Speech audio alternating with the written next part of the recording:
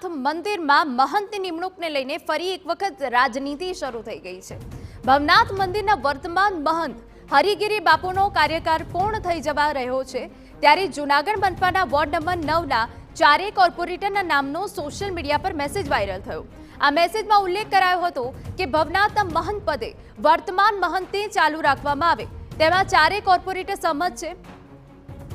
આ viral message બાદ ward number 9 corporator Ashwin ભારાઈએ કહ્યું કે ભવનાથ મંદિરના મહંતની નિમણૂક મુદ્દે કોર્પોરેટર વચ્ચે કોઈ ચર્ચા નથી થઈ। અમે કોઈના સમર્થનમાં કે વિરોધમાં નથી। અમારા માટે બધા સંતો પૂજનીય છે, પરંતુ લોક પ્રતિનિધિ હોવાના નાતે મને જનતા તરફથી રજૂઆત મળી છે કે સરકાર નિષ્પક્ષ રીતે સાચા સંતની મહંત તરીકે નિમણૂક કરે, જેથી કોઈ વિવાદ ના થાય તેવી જનતાની ઈચ્છા છે।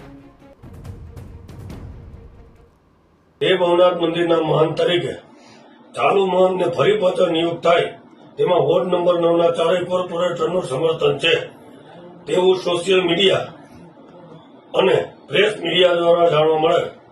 આ બાબતે મારે સ્પષ્ટતા કરવાની કે આ વિષયમાં મારી સાથે કોઈ પણ કોર્પોરેટરે સંકલન કરેલ નથી।